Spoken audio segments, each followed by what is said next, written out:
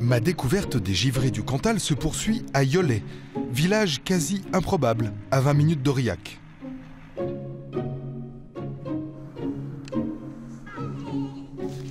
C'est joli comme village, hein. C'est calme, mais c'est joli. Alors j'ai rendez-vous avec Cédric et Fabien, avec quelques autres associés. Ils ont créé une start-up qui est en liaison avec 1 500 000 clients dans le monde entier, sur 250 pays différents. Ils m'ont donné l'adresse, mais à mon avis, pour tout vous dire, je me suis planté parce que 4 places de l'église à Yolet, c'est là.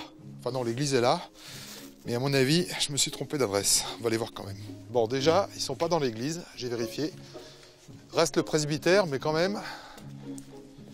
Bah oui, il y a quelque chose d'écrit sur la porte, ça doit être là.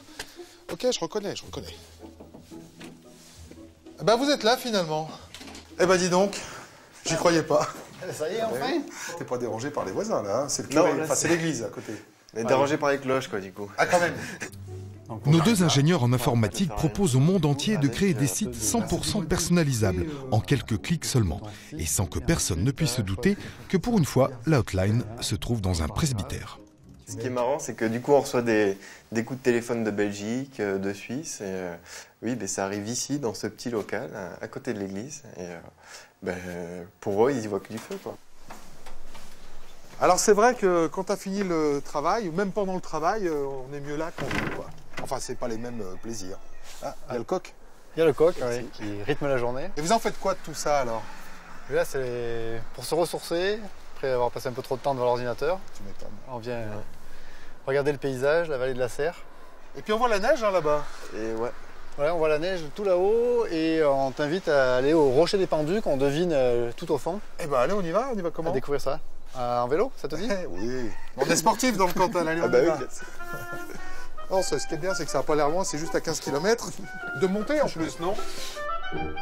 Ça veut dire quoi? Qu'on se faisait dépouiller? Bon d'accord, je râle comme ça, mais après quelques coups de pédale avec nos jeunes entrepreneurs, je comprends vite pourquoi ils n'ont pas installé leur siège dans une grande ville.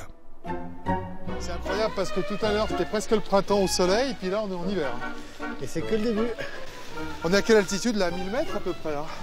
Ouais, ça serait un peu au-dessus de 1000 mètres, oui. Ouais, on le sent bien sur les mains. Tu sais, je me demandais pourquoi les gens faisaient pas du vélo l'hiver. Et ben maintenant, je sais. Bon, toi, t'es cantalien d'origine. Ouais, je suis d'origine, d'à côté d'Aurillac. Donc ça n'a pas été trop difficile pour toi de revenir dans une région qui t'a vu naître? Ah non, même j'étais ravi d'y retourner. Après être passé par Toulouse, l'Irlande, quand j'ai voulu fonder une famille, je me suis dit que c'était l'endroit rêvé pour élever des enfants. Mais il n'y a pas un moment où dans votre vie vous vous êtes dit je vais être obligé de faire un choix pour développer ma start-up, je vais être obligé d'aller dans une métropole?